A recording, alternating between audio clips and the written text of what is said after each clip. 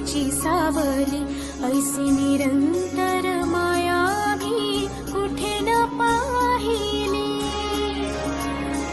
आनंदाचे दान दे, संकटात धाव घे, सारी सुमने श्वासांची स्वामी चरणी वाहिली.